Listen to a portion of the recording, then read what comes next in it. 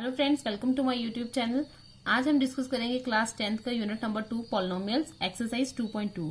तो सबसे पहले हम डिस्कस करेंगे वो टॉपिक्स जो इस एक्सरसाइज में यूज होने वाले हैं। तो सबसे पहले है जीरो ऑफ अ पॉलिनोमियल। तो जीरो ऑफ अ पॉलिनोमियल को हम सोल्यूशन भी बोलते हैं, रूट्स भी बोलते हैं। तो जीरो ऑफ पॉलिनोमियल का मतलब होता है कि जो भी हमें क्वेश्चन में जो भी वेरिएबल दिया है उसकी वैल्यू को हम फाइंड आउट करते हैं। तो zero value of variable by which a polynomial becomes zero, वो वैल्यू वेरिएबल की जहां पे हमारा पॉलिनोमियल जो है जीरो हो जाता है, उस वैल्यू को हम बोलते हैं zero of a polynomial. For example, जैसे हमारे पास हमने लेट करते हैं ये पॉलिनोमियल लिया है P of x is equal to x plus 3। अब हम यहाँ पे x जो है हमारा वेरिएबल है, तो x की हम यहाँ पे क्या वैल्यू पुट करें कि हमारा ये जो पूरी टर्म है ये जीरो हो जाए।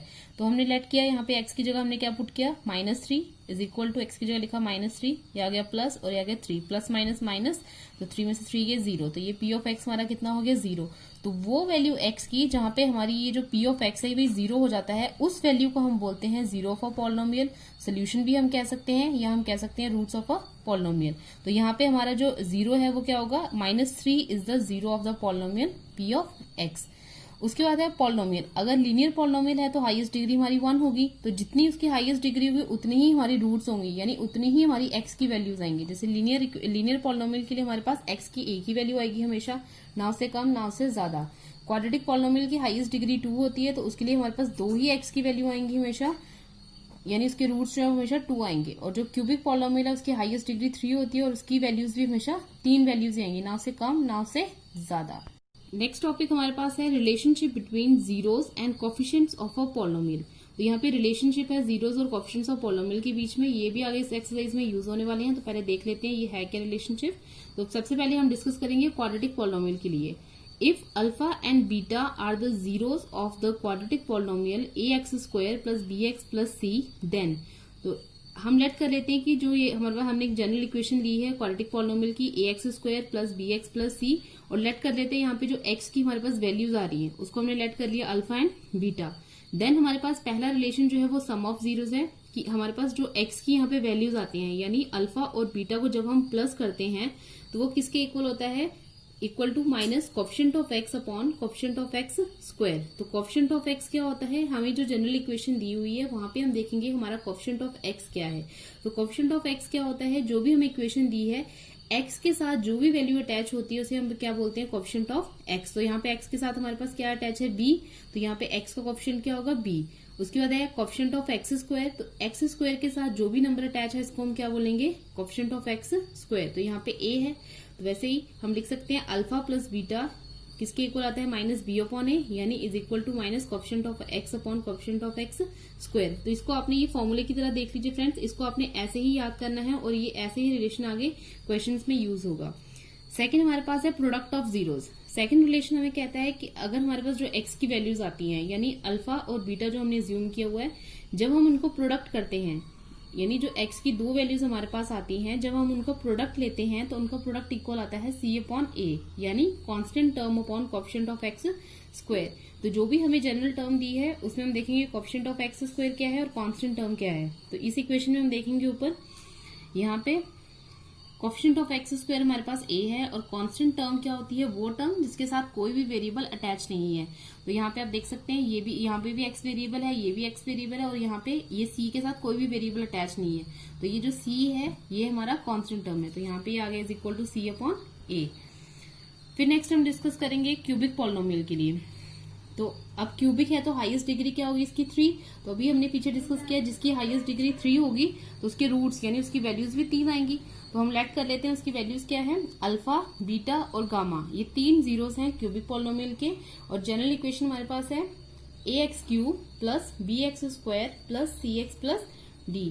देन इसमें भी हमारे पास रिलेशन है, इसमें सम ऑफ जीरोस की क्यूबिक पॉलिनोमियल के हमारे पास 2 रिलेशन है। तो पहला रिलेशन हमें कहता है कि जब ये तीनों वैल्यूज जो है x की, यानी alpha plus beta plus gamma, जब हम इन तीनों को सम करते हैं तो ये आता है हमारे पास किसके इक्वल आता है, -b अपॉन a के, यानी is equal to minus coefficient of x square upon coefficient of x cube.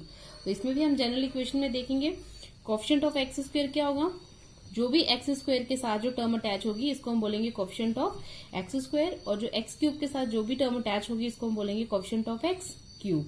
तो alpha plus beta plus gamma किसके इक्वल आएगा, -b अपॉन a, और ये जो माइनस है ये फॉर्मूले का साइन है।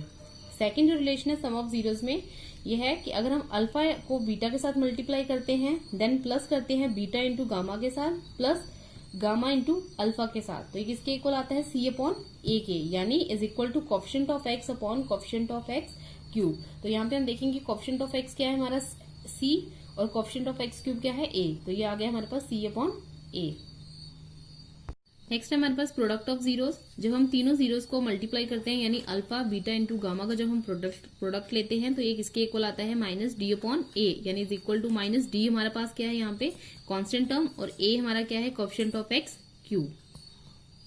Exercise 2.2 question number 1, find the zeros of the following quadratic polynomials and verify the relationship between the zeros and the coefficients. तो पहला क्वेश्चन हमें दिया है, इसके दो पार्ट हैं। सबसे पहले हमें जो भी क्वाड्रेटिक पॉलिनोमियल हमें दी हुई है हमें उसका जीरोस फाइंड करना है, यानी जब ये इक्वेशन जीरो के इक्वल होगी तो हमें बताना है कौन सी वैल्यू पे एक्स की कौन सी वो दो वैल्यू पे वैल्यू आएंगी जो इस पे ये हमारी इक्वेशन जो है वो जीरो हो जाएगी। और सेकंड पार्ट में हमें बोला है वेरीफाई, जो हमने रिलेशनशिप अभी डिस्कस किए पीछे वो रिलेशनशिप को हमें वेरीफाई करना है जीरो और कोएफिशिएंट्स के बीच में। तो आइए देखते हैं पहला पार्ट हम इसका। तो पहला पार्ट हमें दिया है x square minus 2x minus 8। तो सबसे पहले हम करेंगे लेट कर लेते हैं सोल्यूशन में, let x square minus 2x minus 8 equal to 0। हम लेट कर लेते हैं, जीरो ऑफ द पॉलिनोमियल निकालना है तो हमें ये जो गिवन पॉलिनोमियल है इसको हम जीरो के इक्वल लेट कर लेते हैं। उसके बाद अब ये जो अलजेब्रिक एक्सप्रेशन हमें पॉलिनोमियल हमें दिया हुआ है इसके हमें फैक्टर्स निकालने हैं। तो उसके लिए जैसे हमने 8th क्लास में किया है 9th में भी किया है, splitting the middle term method से हम इसके फैक्टर्स निकालेंगे। तो स्प्लिटिंग द मिडिल टर्म में क्या होता है, हमें सिर्फ फर्स्ट जो टर्म है हमारी वो एज इट इज जैसे है वैसी की वैसी रहती है और जो लास्ट टर्म है वो भी वैसी की वैसी रहती है। हमें स्प्लिट करना होता है सिर्फ मिडिल टर्म को। तो उसके लिए भी हमारे पास एक मेथड है, उसको हम किस तरह से स्प्लिट करते हैं तो देखते हैं। सबसे पहले जो मिडिल टर्म है उसको हम रफ में लिख लेंगे। यहाँ साइड पे मिडिल टर्म हमें क्या दिए 2 माइनस 2x और उसके बाद फर्स्ट और लास्ट वाला जो टर्म है यानी थर्ड टर्म है इन दोनों को हम प्रोडक्ट कर देते हैं मल्टीप्लाई। तो फर्स्ट टर्म हमें क्या दिया एक्स स्क्वायर और लास्ट टर्म हमें क्या दी है माइनस 8। इन दोनों को मल्टीप्लाई करेंगे तो हमारे पास क्या आएगा 8x स्क्वायर। अब हमें देखना है कि कोई भी दो नंबर जिनको मल्टीप्लाई करके 8 आए और प्लस या माइनस करके हमारे पास -2 आना चाहिए। तो हम पहले देखेंगे कौन से टेबल में 8 आता है। 8 आता है 1 के टेबल में 1 8 जा 8 और 8 आता है 2 के टेबल में 2 4 जा 8। वैसे हम 4 का टेबल भी देखेंगे तो 1 और 1 8 जा 8 8 तो हमारे पास आ गया। अब हमें देखना है इन दोनों को प्लस या माइनस करके हमारे पास 2 आना चाहिए। अगर मैं 1 और 8 को प्लस करती हूँ तो 9 आता है और अगर मैं इन दोनों को माइनस करती हूँ तो हमारे पास 7 आता है। तो मेरे पास 2 तो आया नहीं, 8 तो आ रहा है लेकिन 2 नहीं आ रहा, तो इसलिए मैं ये वाले फैक्टर्स नहीं लूंगी। उसके बाद अगला देखते हैं 2 4 जा 8 8 तो आ गया। अब इन दोनों को प्लस या माइनस करके मेरे पास 2 आना चाहिए। तो 4 में से 2 गए तो कितना आ गया हमारे पास 2। तो इसका मतलब ये दोनों टर्म्स जो है वो मैं ले सकती हूँ। तो यहाँ पे हम लिखेंगे इसको माइनस 4x प्लस 2x। तो यहाँ पे जो मिडिल टर्म थी हमारी इसको मैंने तोड़ के लिख दिया माइनस 4x प्लस 2x, क्योंकि प्लस माइनस माइनस 4 में से 2 गए 2x। तो इस तरह से ये हमारा जो क्वेश्चन है वो गलत नहीं होगा। उसके बाद हमने नेक्स्ट स्टेप में हमने जब स्प्लिट कर दिया उसके बाद हमने दो टर्म्स में से फैक्टर्स निकालने हैं। इन दोनों में कॉमन क्या है हमारे पास x कॉमन आ गया, अंदर हमारे पास क्या बच गया x माइनस और यहाँ पे क्या रह गया 4।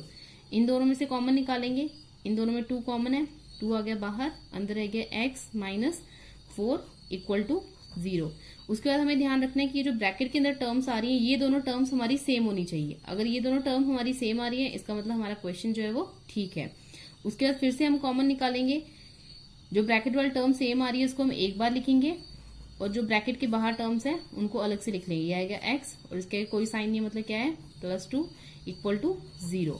अब इसका मतलब क्या है, या तो ये जो टर्म है ये 0 के इक्वल है या फिर ये टर्म जो है वो 0 के इक्वल है। तो हम लिख लेंगे इधर x minus 4 is equal to 0 और x plus 2 is equal to 0। अगर x माइनस 4 इक्वल टू 0 आएगा तो हमारे पास x की वैल्यू कितनी आ जाएगी, ये -4 है, इस साइड जाएगा तो क्या हो जाएगा +4। तो ये आ गया हमारा पहला 0 और दूसरा ये प्लस है, इस साइड जाएगा तो क्या हो जाएगा -2। तो ये आ गई हमारे पास सेकंड वैल्यू। तो ये आ गए हमारे दो जीरोस ऑफ द पॉलिनोमियल। तो हम लिखेंगे यहाँ पे देयरफॉर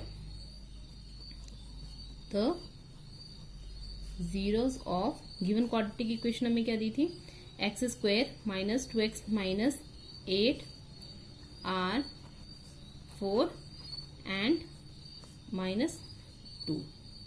ये हो गया फ्रेंड्स हमारा फर्स्ट पार्ट। अब सेकंड पार्ट देखते हैं।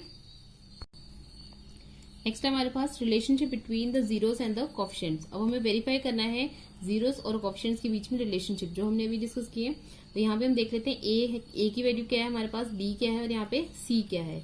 तो देख लेते हैं। सबसे पहले जो यहाँ पे मैं लिख लेती हूँ, जनरली जो हमें इक्वेशन दी थी वो क्या थी, x square minus 2x minus 8, ये हमें इक्वेशन दे रखी थी। अब यहाँ पे a की वैल्यू क्या है, जो भी एक्स स्क्वायर का कोफिशिएंट होता है उसे हम बोलते हैं a। तो यहाँ पे एक्स स्क्वायर आगे कुछ भी नहीं है, तो इसका मतलब यहाँ पे कुछ नहीं, तो हम यहाँ पे क्या लिख सकते हैं, a की वैल्यू कितनी है 1। एक्स का कोफिशिएंट होता है उसको हम बोलते हैं b की वैल्यू। तो एक्स का कोफिशिएंट यहाँ पे क्या है -2, तो ये आ जाएगी b की वैल्यू -2। c हमारा क्या होता है कांस्टेंट, तो इस इक्वेशन में कांस्टेंट टर्म क्या है हमारे पास -8, तो c आ जाएगा हमारे पास -8। तो पहला रिलेशन क्या है हमारे पास, सम ऑफ जीरो। तो सम ऑफ जीरो हमें क्या कहता है, अल्फा प्लस बीटा, यानी जो भी दो x की वैल्यूज आई हैं, पहली है अल्फा और दूसरी जो वैल्यू उसको हम बोलेंगे बीटा, उन दोनों को हमने प्लस करना है। तो पहली वैल्यू हमारे पास क्या थी 4 और दूसरी वैल्यू हमारे पास क्या थी -2, इन दोनों को प्लस करेंगे तो यहाँ पे आ जाएगा 4 प्लस माइनस -2, 4 में से 2 गए, कितना आ गया हमारे पास 2। उसके बाद सेकंड जो है अल्फा प्लस बीटा जो है वो किसके इक्वल होता है, -b/a के, यानी coefficient of x upon coefficient of x square. तो यहाँ पे हम लिखेंगे ये आ गया माइनस हमारा फॉर्मूले का। उसके बाद हम पुट करेंगे b की वैल्यू, तो b की वैल्यू कितनी है हमारी -2, तो यहाँ पे हम लिखेंगे -2 डिवाइडेड बाय a की वैल्यू कितनी है 1, तो यहाँ पे माइनस माइनस प्लस, तो ये हमारे पास आएगा 2, ये माइनस से ये माइनस कैंसिल, ये आ गया 2 और नीचे 1 हम लिखते नहीं है। तो आप देख सकते हैं ये लेफ्ट हैंड साइड जो हमारी किसके इक्वल है, राइट हैंड साइड की। तो ये हो गया हमारा फर्स्ट रिलेशन जो वेरीफाई। सेकंड रिलेशन है प्रोडक्ट ऑफ जीरो। तो प्रोडक्ट ऑफ जीरो क्या कहता है कि हमें दोनों का अल्फा और बीटा दोनों का प्रोडक्ट लेना है, यानी जो एक्स की वैल्यूज आई हैं उनको मल्टीप्लाई करना है। तो अल्फा पहली वैल्यू हमारे पास कितनी है 4 और बीटा यानी जो दूसरी वैल्यू आई है एक्स की वो कितनी है -2, इन दोनों का प्रोडक्ट लेंगे तो कितना आ जाएगा 4 2 ज़ा 8, इसका कोई साइन नहीं यानी क्या प्लस प्लस माइनस माइनस, तो ये आ गया -8। तो हमें ये रिलेशन क्या कहता है कि अल्फा इंटू बीटा किसके इक्वल होता है, c/a के। c हमारे पास क्या है कांस्टेंट टर्म और a हमारे पास क्या है कोफिशिएंट ऑफ x स्क्वायर। तो अभी हमने लिखा c हमारे पास c की वैल्यू कितनी दी हुई है -8 और a की वैल्यू हमें कितनी दी हुई है 1, तो 1 हम डिनोमिनेटर में लिखते नहीं है, तो ये कितना आ गया 8। तो आप देख सकते हैं ये दोनों क्या एक दूसरे, left hand side is equal to right hand side, तो हम लिखेंगे therefore alpha into beta is equal to c/a। तो हम यहाँ पे लिखेंगे हैंस वेरीफाइड। तो ये रिलेशन हो गया हमारा वेरीफाइड।